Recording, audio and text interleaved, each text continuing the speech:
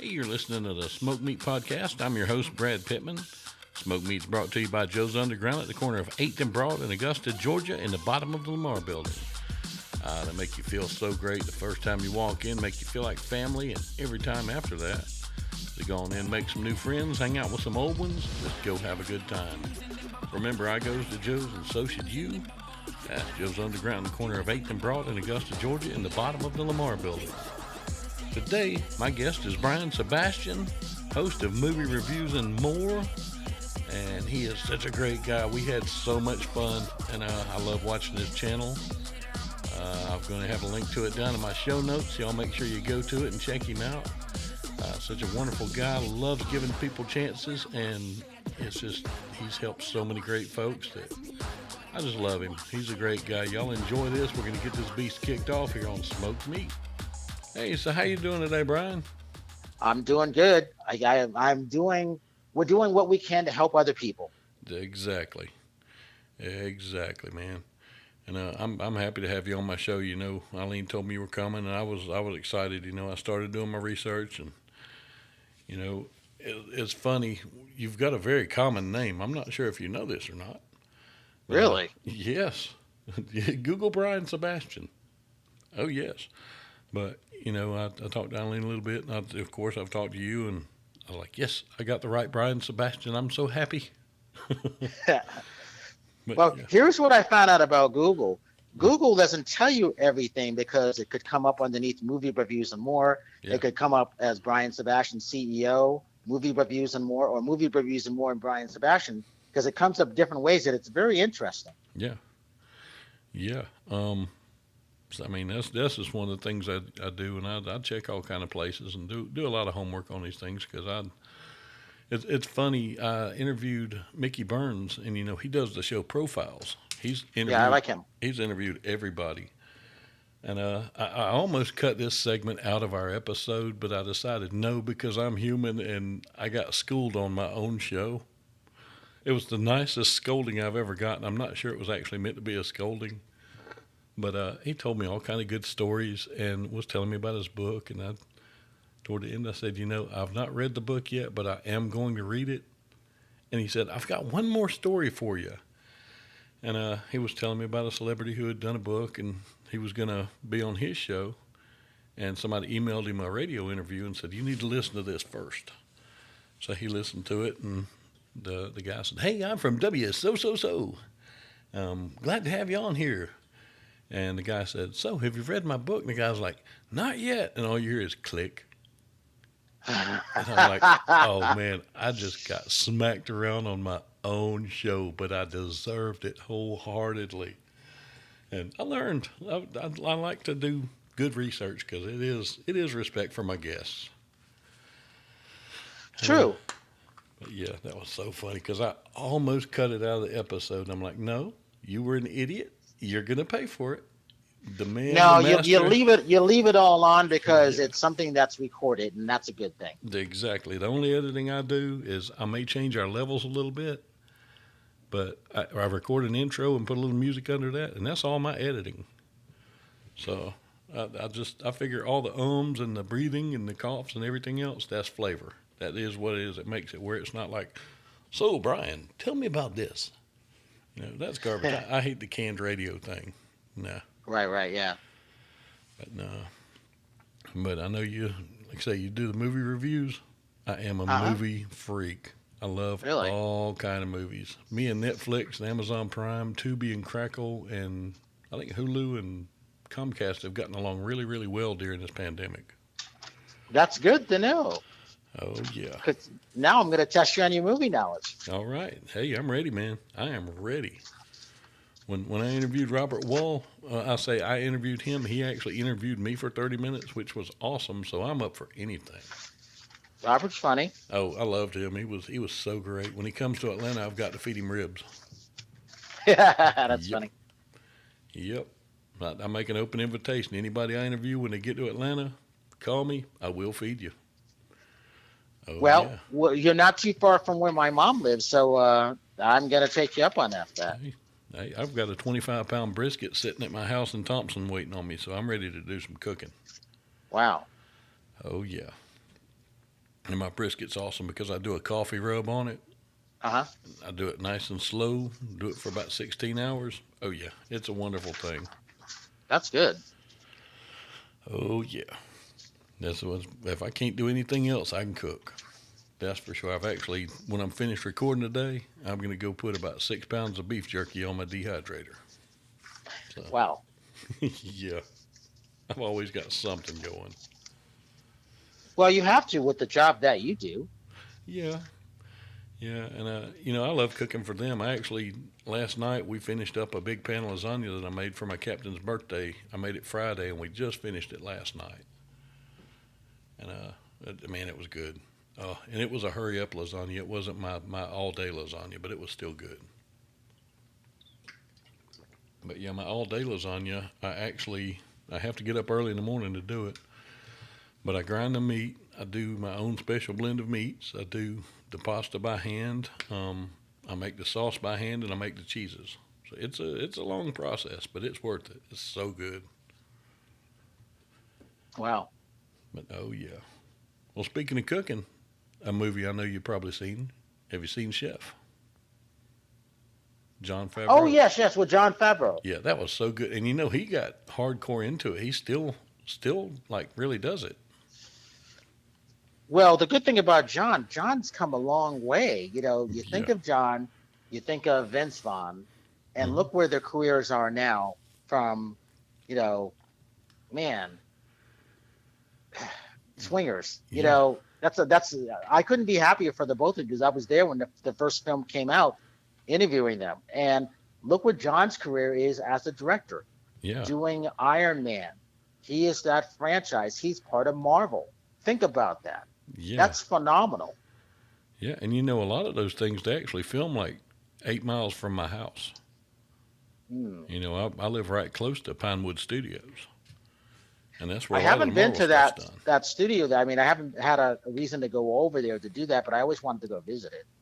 Yeah, I haven't been to the studio, but across the street from it, they've got, of course, their offices, and they've got Hanna Brothers Studio Cafe, and they have Huh. got the best breakfast there. Oh my God, it's like $15, but it's a breakfast buffet, and of course, they've got the guy that does the omelets in front of you, and he makes the best omelets. Oh man, his omelets are just legendary. But I love Wow. going in there, and I haven't gotten to go in probably about 6 months, and that bugs me because I really want to go back. Because it's funny, Well, that's good though. yeah, and you never know who you're going to be in there eating with, and a lot of people who are behind the scenes, different directors and things like that. A lot of people know their work and know their name, but they don't know their face. So, I mean, for all you know, you're sitting here next to Martin Scorsese or something. There's no telling And who you're that's why with. you have to always be nice to people because you never know. Exactly. Exactly. I mean, it's really cool. I'll take my kids in there sometime. They're teenagers now, and they love it. And it's just a great place. And Georgia's doing so much with entertainment now. We've got Tyler Perry Studios that just opened, and when I first moved up here, I decided to get out of medicine, and I started cooking. And I actually cooked in Sonoya, where they filmed The Walking Dead. And Greg Nicotero and Norman Reedus have a restaurant there called Nick and Norman's, and that's where I cooked. You could open our back door and hit the Alexandria set with a rock. So Wow. that was really cool. The one thing I hated about cooking there, though, was everybody and their brother asked me, "Can you get me Norman Reedus' autograph?" And I always tell them, "No. One, I've never seen him, and two, I'm not going to ask my boss for his autograph." No, it's not. It's not appropriate. And the other thing is you just don't know what they're going through. Yeah, yeah. I mean, it's funny. The restaurant doesn't have the Walking Dead theme in it. It's a lot of his art and a lot of things like that is the theme for the restaurant. So I'm sure when he comes in there, he wants to get away from that. He don't want to be Daryl. He Yeah, he wants to be does. Norman. And, Exactly. and And people don't realize when it comes to that how many times people are asking them for an autograph or something. Now it's even more difficult to do because of COVID. yeah, yeah. And I've heard he's a really nice guy, and he probably would have signed anything that I wanted him to. But I'm not going there. That's the man's business. Leave him alone. Yes, exactly. He does not want his fry cook asking for an autograph. Talk about your ultimate SpongeBob impersonation. Mr. Reedus, will you sign this? No, I'm good. That's the worst SpongeBob I've ever done. I'm kind of ashamed of it. Ugh. But I'm not going to edit it out. So people now will never ask me to do SpongeBob. Oh, man. So, on the subject of movies again, and I know this is one that you probably get a million times, so I'm not going to ask you what your favorite movie is, because there's no way to answer that one. But I know for a fact you've got to have one that just makes your skin crawl. It is so bad and so horrible. Well, if you're the way you're describing it, so you would lead me into horror. So I would say Dawn of the Dead. Oh, I'm just talking Um, about like just the worst movie you've ever seen. It's like something where you oh, the go, worst movie. yeah, Well, no, I actually have that. It's not Super Mario Brothers, but it it's is. got to be bad. Uh, you have to understand. Okay, so for example, last year I only saw 1,300 films last year. That's my worst year ever. Hmm. My best year was 2021 films. Hmm. So on home video, if I'm watching 700 to 712, I've never done 713, Hmm.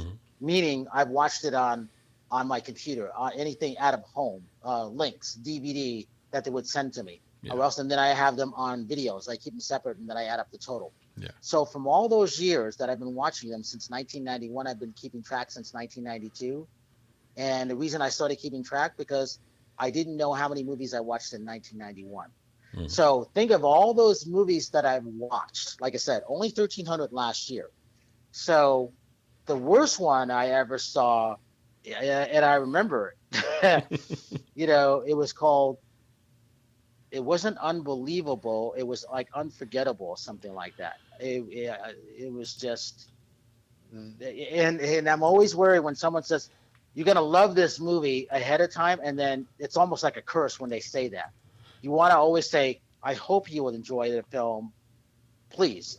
yeah, Because everybody has different tastes. yeah, And if it's during the day or at night, and if you had a bad day, well, you got to make sure that people are in the mood to see that particular movie. If you had a bad day, you want to see a comedy to take you out of that, as you know. yeah. So this is just a movie. I had saw one before that, and I just kind of knew I was just being set up for it. I'm like, oh my god, this was the worst movie. I could tell you where I was and all of that. To this day, it was that movie. Yeah, I never forgot it.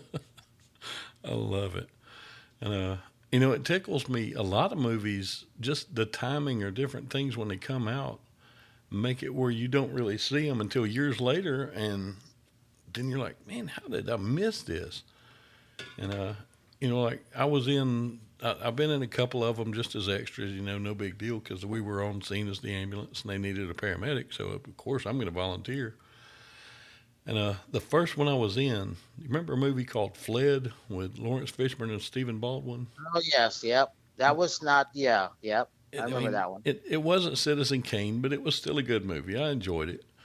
But their fatal flaw was they came out the same weekend as Independence Day. That's right. That killed it. Oh man! But that was a lot of fun. I enjoyed it, and I got to meet a lot of really cool people. Lawrence Fishburne actually probably still owes me a pack of cigarettes. 'Cause, it He was, actually talked to you, huh? yeah, yeah, they were all so nice. He would be on set and he knew I smoked because I've never hidden it from anybody. I look at it this way: I'm grown. You're not buying them. I don't know your money. Leave me alone. And he couldn't carry anything in his pockets, obviously, because he's in costume or Yeah. wardrobe. And he'd come up and, yo, man, let me bum a square. So I'd give him a cigarette. And that was just so cool, that little connection right there. Uh huh. And That's funny. yeah, yeah, he probably, if he hears this, he's probably going, what the hell is he talking about? But yeah, it is what it is. But it was fun. And movies are such a huge part of life. I mean, they, like I say, they can take you away. They can just put you in a different place for a couple of hours.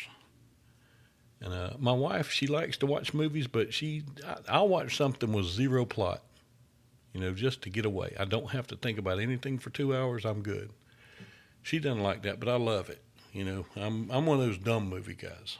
If it's a dumb movie, I'll watch it just to be watching it. And I found some pretty good little hidden gems like that. But You got me thinking of bad movies. That's interesting. there's one a friend of mine told me about. I want to see as a horror movie, and I've heard that it is one of the just most horrific horror movies in the world. And from what I've seen of it, I'm kind of tending to lean that way. Have you seen The Human Centipede? Yes, but the first one was interesting. The third one wasn't good. Mm-hmm. The second one was okay Mm-hmm. because it was obviously a continuation of it. Yeah, the little bit I've seen, I really want to see the first one. Which one? Which one did you see? Now, well, I haven't seen any of them. I've seen little bits and pieces of the first one and some of the Right. stories of it, and I really want to see that. Just because as You know twisted what as you it is, should it's see genius. is see the first one. Mm-hmm. And the reason for that is because you had to be creative to put that together like that. Yeah, yeah, a little bit. Yeah. And, for how they did it for that long, you're just thinking of it. Yeah, yeah. So I want to see this movie. I've got to. I'm making it a mission to do it. And I love things like that just make you go, what the hell? Or you know, I, just movies are so awesome because, like I say, it's an escape. And anybody tells you they don't like movies at all, the 99.9% of the time they're lying. They like movies. I actually got my partner to admit to liking dance movies the other night, and it was awesome because I caught him off guard. He's a young kid. He's 22 years old. EMT, macho, like all of us are. And I told him I interviewed somebody that had some songs on a dance movie, and he's like, "Oh, I know that song. That's a great movie." And he just kind of stopped, like, "Oh crap!" I was like, "Dude, I've watched Step It Up 50 times. It's okay. Relax. It's a movie." Yes, exactly. I run the gamut. I love Dirty Dancing, and I love Apocalypse Now. Hey, here's what it is. It's a movie. And people work so hard. You don't realize how much work goes into these things. And it's the little videos I do just on YouTube are, man, it takes forever. It feels like, and I could imagine putting together something huge. And that's one reason why I don't belittle the bad movies because there's enough people who are gonna do that. Yeah, I don't need to be one of those people because of all the people who worked on it. That's the real reason of that. yeah, yeah. And you know what's funny is even the bad movies are good movies. Because as much smack as I talk about some of the bad ones, I can quote them. That's funny. Yeah, I mean, like I say, the movies are like sex. Even bad movies are good movies. That's my opinion. Yes, because there's an audience for everybody. My old co-host would say there's no right or wrong answers when it comes to movies. Yeah, exactly. Exactly. And I've seen people who, you know, I mean, look at Bobcat Goldthwait. He's one of my favorite examples. I'm sure you remember him from Police Academy. His Yep. voice and the character he was, and that's the character he did for years on stage. And I listened to an interview with him, and he said, I was getting tired of comedy. I almost quit, and then I realized it wasn't comedy I was tired of. It was that character. So he retired that character, and he's happy with it again, happy with comedy again. And he directs now. He also writes and produces. Yeah, he's actually a good director. He's very good. Have you seen his movie Willow Creek? Yes. The Bigfoot movie. I was in awe of that movie. I thought, okay, another found footage film. Yeehaw. Nope, that was a good movie. Um, Horror movies don't usually scare me, don't make me jump or anything. I'm a believer in Bigfoot. I believe the Patterson Gimlin footage is real. There's something out there. I don't know what it is, but I believe in it. And the sounds and everything and the way he did that, it was just, man, it amazed me. And that the scene where they're in the tent, that I think it was a 18-minute scene.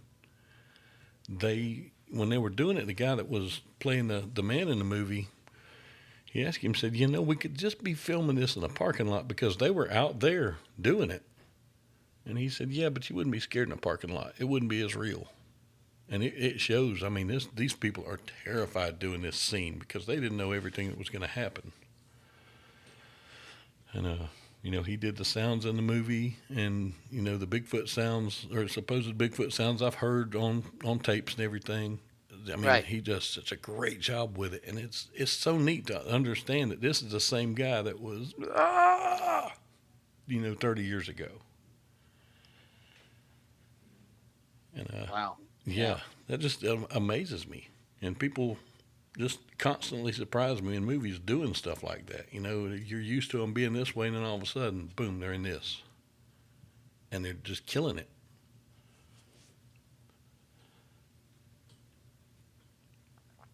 Huh. Yeah. Wow. Yeah. And I just love that about them. But I know you're doing the Women on TV. Yes. Tell me a little bit about that. Well, I originally said no twice because I didn't think they were ready. And then I wanted to make sure that I was ready because once I commit to something, then, there's no going back. Yeah. So I have 11 co-hosts for what we do. They're all women. They're all very strong. When we get together, we have never all gotten together, almost all of us at one point. Now, one of the new ones, Sherry Nelson, Mm-hmm. out of British Columbia. But Yeah. we all like each other. So the most we've got on our Zoom interviews was 5 of us. So I want the girls interviewing each other right now. But Mm-hmm. what it is, it's it could be any show. But it's really, I like stuff that's sustainable, environmentally friendly. Mm-hmm. Um, I want to help the, gender empowerment, women's causes and things like that. And then anything that I think is relevant, whether it's fitness, the world of sports, it could be fashion, um, fitness, anything like that. Mm-hmm. So those are what our shows are. Yeah. And that's why we call it movie reviews and more, because the more part is more important than the movie reviews these days. Yeah. Literally now. Yeah. Yeah. And I love Sherry. She is so awesome. I interviewed her, and she is just so great. Such a sweet girl. I mean to tell you. But talking about the sports and everything, I have a not really a controversial question, and some people think it is, but I'm gonna preface it by saying transgender people, anything like that, cool. You know, do you, I'll do me. We're fine, not a big deal. But what's your take on the guys who are transgender that compete in women's events and just because they've been a guy for 40 years and all of a sudden, boom, they're in this, they're just dominating. To me, that's just odd. Well, I interviewed one of the fighters in MMA. I can't remember what her name is now, but she got me big views. Mm-hmm. I remember that at the LA Fit Expo 5 years ago now. Mm-hmm. I can't remember, but she's on my YouTube, and they let her fight. It was interesting. Mm-hmm. Whether you're a swimmer, whether you're in the world of fitness, I think it's one of those things where it's almost like when you're in a rehearsal or you're practicing, when you're fighting against the guys, Yeah. you should be able to be better than the person you're sparring with, no matter who you are or what you are, Yeah. and then go from it at that point. Yeah. So when it comes to that, is it the right thing to do? Hey, if you can get in there, go for it. Do you Mhm. belong there? I don't know. It's up to that individual. I don't Yeah. really know. Yeah. I would never want to deny a woman trying to break into an all man's club Yeah. or someone who is transgender. I wouldn't do that, But yeah, because I know what it's like to be judged, if that makes sense. it does. It does. I It's just mean, I it's know what just it's like to walk fast down Tennessee, just to walk and be on my phone with my backpack and the cop coming and stopping me, Mhm. It's for no reason. Mhm. So I understand what a lot of people go through like that because some of them are friends and I've talked to them. Yeah. So when I interviewed her, I didn't think anything of it. I'm like, wow, if you went through that, I can only imagine what they went through behind the scenes. Because there's a lot of people that did not want that to happen, that did not want her to fight because she used to be a man at that point. Now she is a man. She went through the operation and all that stuff. Mm, But you know what? She had a huge fan base, and mm, I was impressed with that. But also, I'm sure I can imagine what she went through as a male and as a female. I wouldn't want to go through that, yeah, just because of what you have to deal with, if that makes sense. yeah. It does, and it just like I say, I'm of the mind. Do you? As long as you're not Uh-huh. hurting me, whatever. I can Yeah. be barely be my own thing. Hell, I ain't gonna be yours. And it's just weird to me. I have a hard time wrapping my head around it sometimes. But either way, at the same point, I could get in the ring with some of these, well, hell, most of the MMA people, male, female, whoever, Yeah. and probably get the piss beaten out of me because I'm Well, like not I an said, athlete. you may or may not agree Yeah. to this, but a lot of martial artists will tell you women fighters are the stronger fighters, Oh, dude, believe it or women not. fight dirty, man. I've seen that on the street. And Yeah, I'm telling you, man, I don't want any gang folks messing with me. I nothing against them, whatever. But a female, no, no, dude, you will get hurt with two women fighting. You will get hurt bad. absolutely.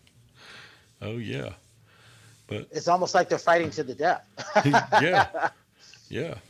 And like I say, man, I ain't jumping in there. Y'all finish and call me when if somebody need to be scraped up. We're good. Yeah. But no, but that is my controversy for the year. I just passed a year on my show, so that was my controversy for the year. Well, I hope I answered that for you. You did, you did, and Because I look at it this way.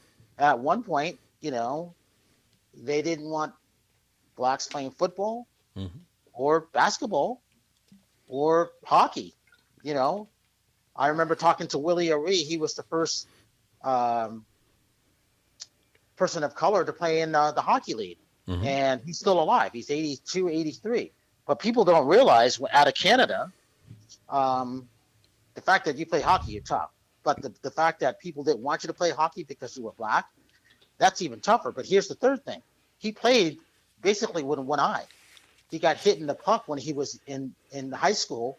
So no one knew that he played 18 seasons in Canada and in the NHL, basically playing with one eye.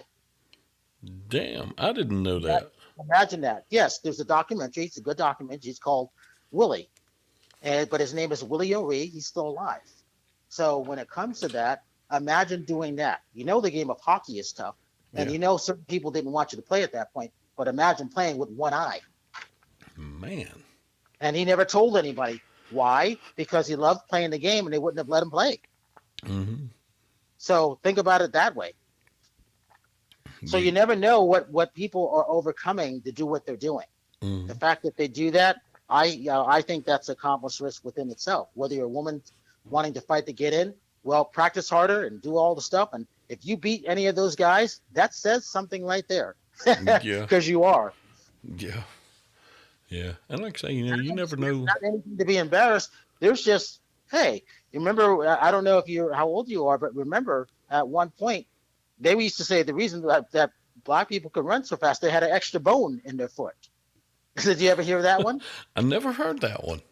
Uh-huh. They used to say that. They used to say that in the South. Huh? I've never heard that one. Uh-huh. That's I mean, hilarious. think about when Jesse Owens won, and he beat all the people in Nazi Germany, Yeah.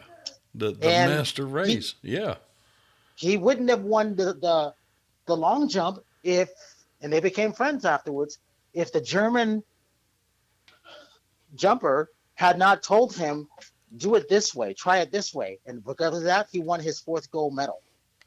So Hitler walked out at that point, Yeah. and then he didn't come back the next day because he wasn't supposed to win. Yeah. He was supposed to be the inferior race. Yeah. Yeah. It's the human spirit's such a magnificent thing because, like I say, you never know what somebody's gone through to get where they are. Right, We've exactly. we've been talking, between this and before the show for about 45 minutes now, and you'd never guess that I have the worst stutter in the world. Yep. When 5 years ago, I had 2 strokes, and it gave me a horrible stutter. I mean, I make the Water Boy sound like he's, Orson Welles. And The When, Waterboy with Adam Sandler and Henry Winkler, that was a good movie. yeah, I mean, it comes hard, man. I can't get rid of it. But But but again, but I if fought you it, could and I can overcome do something this. that says something, the Yeah. fact that you've been able to overcome it, and even Joe Biden is a stutterer, Hmm. that doesn't mean you fully overcome it, but you work on it. Yeah. Yeah, exactly. So, I mean, there's days. I mean, it may come in the next sentence. I don't know the triggers. I don't know when it's coming. I mean, it just boom, it hits. Some So, of it is nerves. Some of it is, you could be getting older. It happens. well, part of it's the strokes, and part of it is 30 years worth of PTSD. Right. But the triggers, I would kill to know my triggers, but I can't. There's no specific things. Yeah. But Yeah. And it happens like that. yeah, But the fact is, hey, you're doing something that you like to do. I don't care if you stutter. A lot of people, hey, people got into radio because they said they had a face for radio. I But do. look where Howard Stern is. Oh yeah, Look where Larry King was, and all those people like that. yeah, If you were Jewish, you weren't supposed to be doing a lot of stuff when you were Jewish. So again, overcoming obstacles. yeah, yeah. And it's funny. You talk about people not minding the stutter. When after I got it, it went away for a while, and it would come back here and there. And Yeah. my daughters are teenagers, and this has been four about 4 years ago. My oldest daughter had some of her friends over for a slumber party one night, and I was out there in the living room with them, everybody watching TV and playing all that good stuff, and it came back. So I went in my room and watched TV in there, and she came to check on me. And she said, "What's wrong?" And I stuttered to her. I said, "This is coming back. I don't want to embarrass you. You just go have fun with your friends. I'm fine. I just don't want to embarrass you." And she looked at me. She said, "No. If they don't like it, they can go home. This is your house. You're my dad, and I don't care that you stutter." And that made me feel so Good for great. you. Good for you. Man, that made me feel so good. I raised my girls right, and I went back out there Well, and and again, it goes back to it. There's people who were stutterers and they weren't supposed to run track or whatever, but they were good at what they did. They overcame an obstacle. yeah, Everybody has something like that. yeah, I look at it this way. Oprah. Oprah was never supposed to be where she is. At that point, who has a name called Oprah? Everybody in the world knows it was yeah, Oprah. She yeah, was a black woman from the South who was heavy set. yeah, Two, against her. And then three, certain people didn't want a woman again. yeah, But look where she is now. She's a billionaire. yeah, Everybody knows who she is. She's yeah, got her own network. yep. And So I always look at it this way. There's hope for everybody, and you can overcome almost anything. definitely. That I is good. I actually just read, I think today that for after 20 years, her magazine is going to stop being in print. It's going to just Hmm. be online now. Yeah. It's like, man, it just to have a magazine for 20 years is a big thing, but that's just like a tiny little minuscule piece of the whole empire. And like I say, when Oprah came out, I had no idea who Oprah Winfrey was, and then all of a sudden, poof, everywhere. I mean, she worked it. She earned everything she's got. I mean, it ain't like anything was Absolutely. given to her. No, and like I said, look what she did. Yeah, She had those three things going against her. yeah, yep, In a way, that might be worse than stuttering yeah, because you could get over stuttering, yeah, but you can't change, you can't change the color of your skin. yeah, We could go that far at least. yeah, yeah. And I love when people do overcome things and they chase their dreams and they chase what they want, because I learned a long time ago nobody's going to give you anything in this world. Nothing's No, free, and absolutely you not at earn all. everything. I had a patient who one time told me, they said, "Yeah, this ride's free," and I said, "No, it's not." "Oh yeah, it is. I've got Medicaid." I said, "Then who pays Medicaid?" "The government." "Who pays the government?" "I don't know." The taxpayers pay it. Everybody here is paying this bill because you just want a ride, which we're going to do Mhm. because it's what we do. But understand, this ain't free. No, it's not. Growing up, we went to a military doctor's because my dad was retired military. And everybody would say, "Oh, you get free glasses, you get free health care. Oh, you talk about pissing my mother off." Oh, she would go off over that one. And I don't blame her. She said, "There's nothing free. He earned every bit of this." And, Yeah. they did. So, anybody that says that life is easy and everything's free, no, you got to work for stuff. I You envy the do. people. It's not easy, and that's why I tell people. I tell everybody. Yeah, everybody can do this, but not everybody can do it. Yeah. That means you've got to do it every day, every night. I've done. The reason why I have 3.7 million views a day and counting out of Tennessee alone. Hmm. No one has what we have coming out of that. These are my personal views with the girls. Yeah. At that point, the first year was 2 girls. The second year, I came back with an extra girl. Now we're social media influencers. I couldn't be happier because we did it going out of the state of California into Tennessee and making it happen, shooting it in the garage on a green screen and getting the views and not even airing those shows on TV Hmm. with only 3 people who run the site. But that site, IT247 out of Franklin, Tennessee, gets 23 to 33 million views a month. Hmm. Very cool. Yeah, like I Yeah. say, I'm happy you've worked and done it.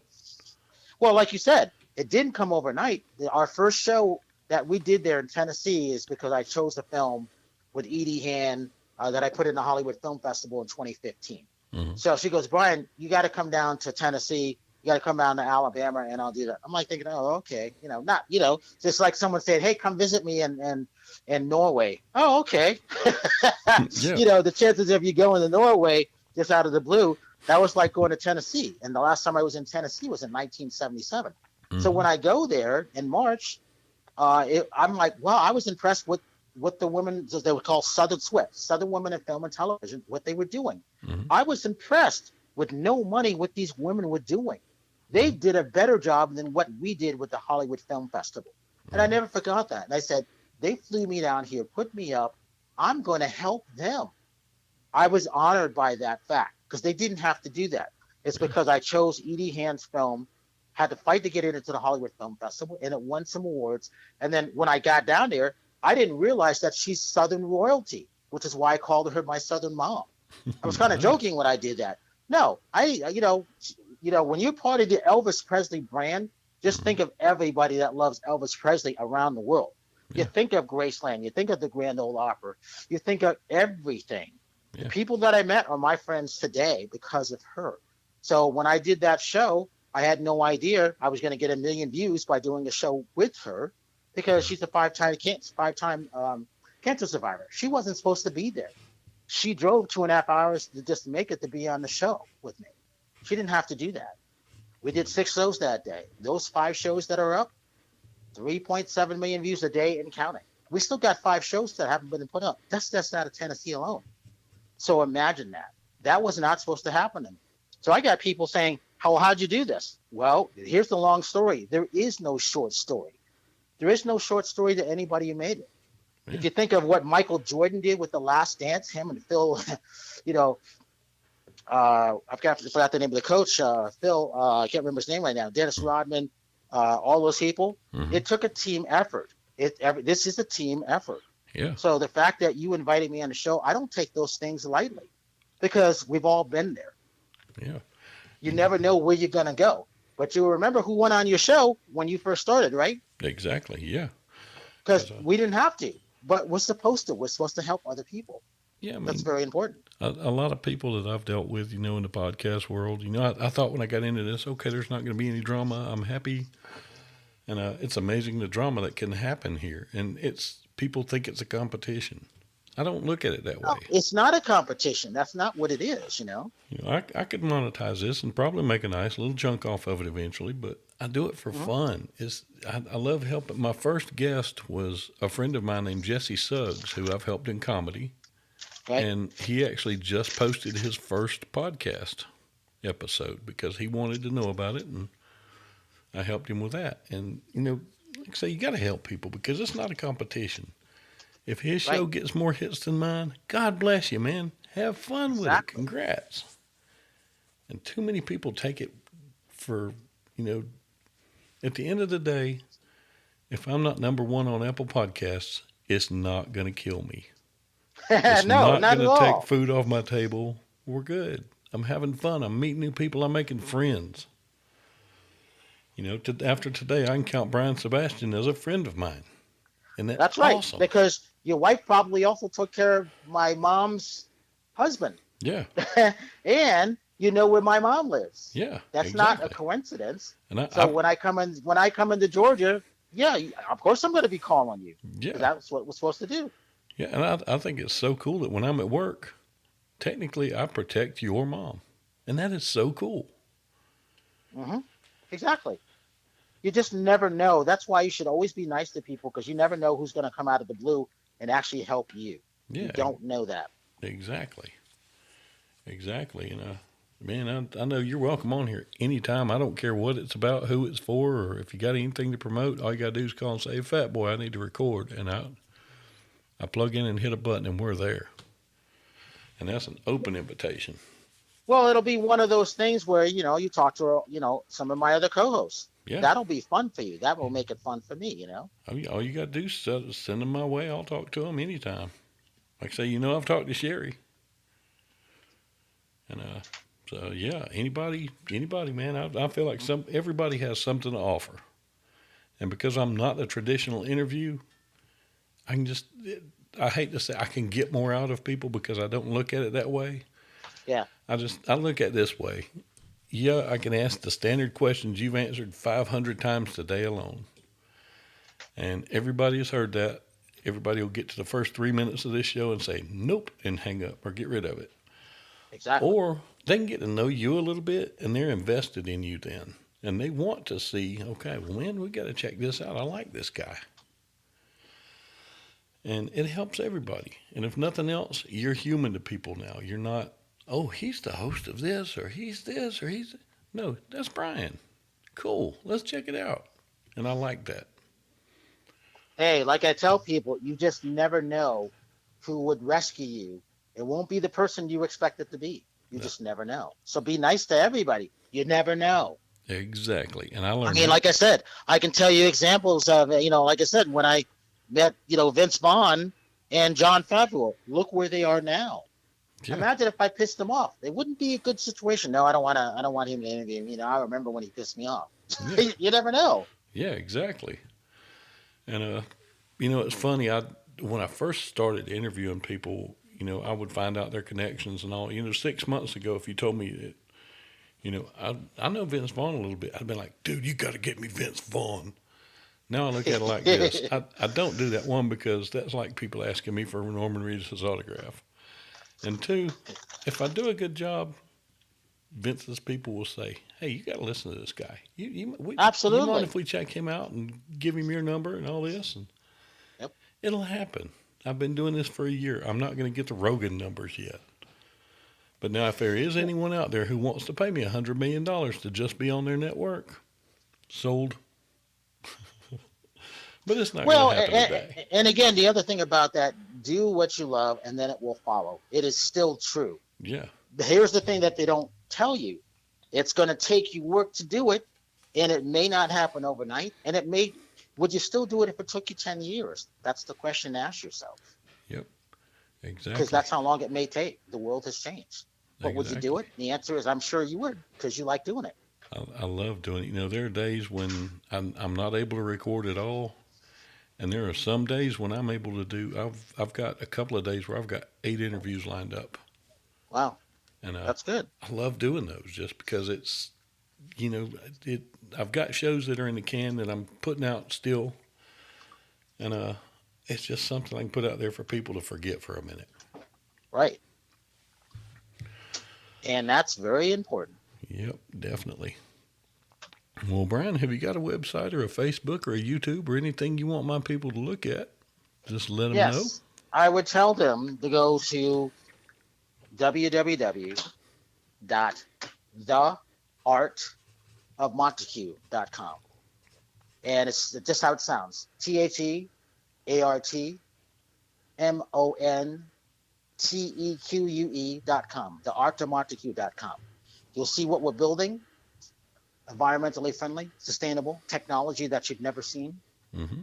building tiny houses, 65 tiny houses for people that have lost their houses. Mm-hmm. And it's a place for artists, poeters, people in the music independent industry, and independent filmmakers who don't have a lot of money to do things. Mm-hmm. We're building it up, but also it's the right place to be because it's built on granite.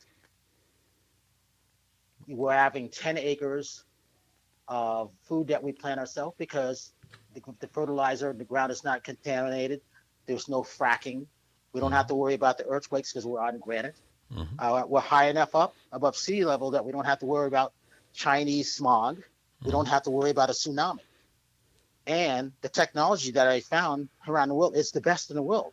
It's just not all coming from America anymore. But unfortunately, we have fallen behind in technology. Mm-hmm. So a lot of it is outside the U.S.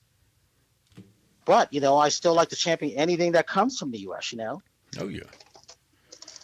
Oh yeah. It's just where we are. The earth has changed. The country has changed. That doesn't mean it's a bad place. Everybody still wants to come here to make it, and they should. Mm-hmm.